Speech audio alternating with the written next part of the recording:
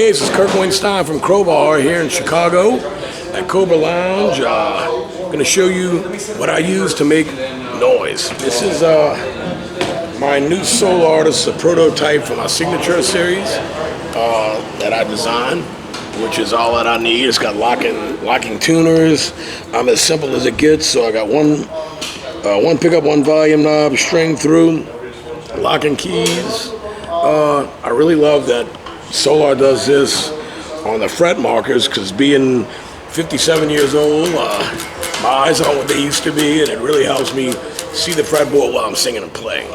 Marzi, that was with Exhorter for a while, actually gave me the contact to Solar, and they sent me my first one right before the pandemic. And they said, "Are you interested in a signature series?" Well, right now this is on hold due to supply and demand, and nobody can get, materials. Yes, so it's kind of, but so for right now this is the only one like this. But this was my design, which is everything I need.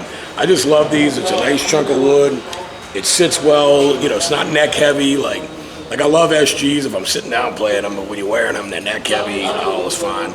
This thing sits well like this. It's really comfortable. Plays great. Stays in tune great. Sounds great. Looks cool. I use DR. We tuned the B standard, and we dropped the 6 string down to A. It's for like a drop D type thing, but it's drop A on a couple of tunes. So my gauges are 13, 17. I think I got it's a wound 3rd string, 26, 36, 46, 56. Everybody thinks we drop all the time, like kind of open. But only like in this set tonight, it'll probably just be 2 songs that are dropped down. On every album, we might have 2 or 3 songs that are drop A, but for the most part, we're in B standard, so you just play your regular chords. It's just out of B instead of E. Pick-wise, I've been having a lot of issues with my neck and with like hand numbness, which is not good. So I went to a little lighter gauge. I was using the .88. I use N-Tune picks. Bert from N-Tune makes them for me. These are .60, which I find is easier on. It helps a lot with the numbness in my picking hand. This is the first one Solar sent me, which is, when I saw this, as I said, I fell in love with the fret markers. Basically, mine is a stripped down version of that. This is the Jensen E1, like Explorer type 1. And it's got the 85 and 81 AMGs. I prefer string through, so on mine, I had him do that because I like the sustain better. But this thing's really, really awesome too. I use this on the very little, like few live streams and things that we were able to do during the pandemic. But this is the first one. I got this one in early 2020. And so this is my backup, because the custom one is my main one. So I use the Inky cases that everybody seems to be going to these days, and I absolutely love it. It fits them in there well. I just use it with down. I got the one. This is a lot taller than, if you look at Spirit Adrift guys who use Les Pauls. So they're shorter. This particular case is made for odd shaped guitars. So any type of Explorers or any of the crazy. Like Sammy Duet from Goatwhore turned me on to this, and he's got a bunch of really weird shaped, like crazy guitar bodies, and this particular Inky case fits them all. But I love it. It's convenient. It kind of becomes, instead of needing a guitar boat, it kind of becomes your guitar boat as well. So it's easy. It works for me. Cabinet wise, this is actually. It's a Marshall with vintage Celestion 30s in it. I started out using the Randalls in the 80s, right around the beginning of what became Crowbar. Dimebag turned me on to him. That's what he was using. And I've loved them ever since.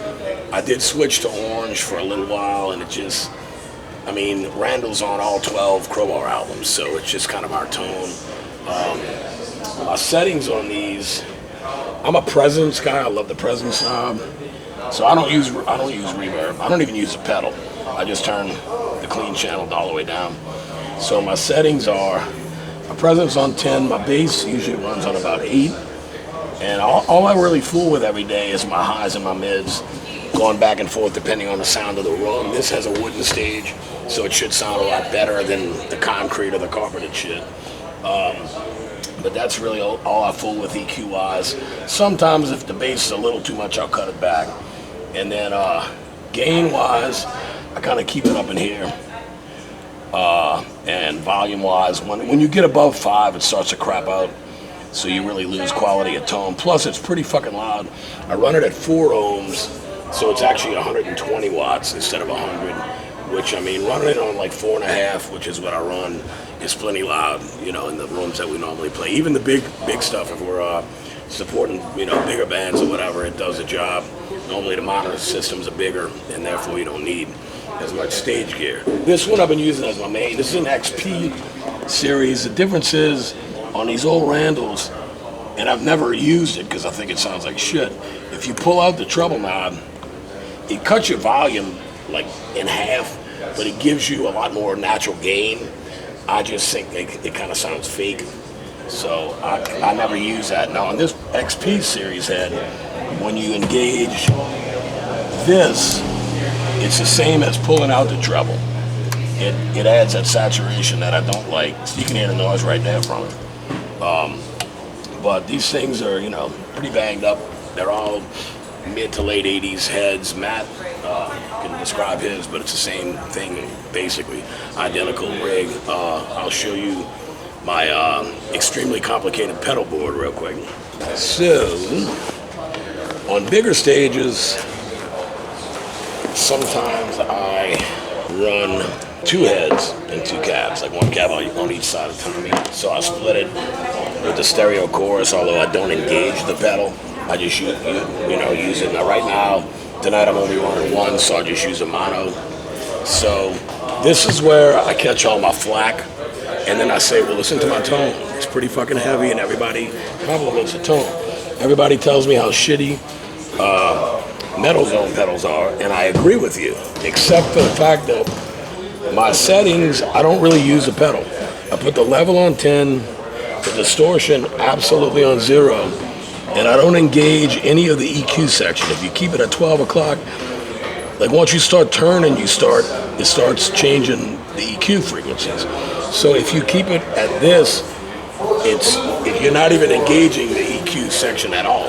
So all it is a clean boost. It tightens it up. It doesn't even give it any more gain. It just kind of tightens up your tone.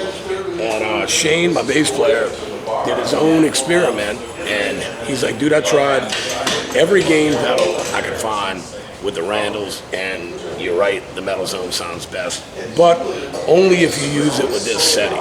If you start adding overdrive and all that, it's horrible. I mean, I do agree with that much. And that's my whole rig. I mean, I said sometimes I'll run 2 heads, 2 cabs, but it's the same settings, all identical, and that's it, tuner, and that's me. You know, for tour dates or anything like that, everything's posted on my personal page, all of my personal pages actually, and also on the Crowbar page. It's got this whole tour, which is like 40 dates, so it's all on there. But you know, so yeah, it's, you know, thank y'all for your support, and I appreciate it.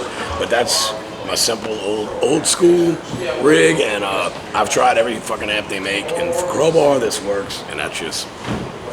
So it's simple.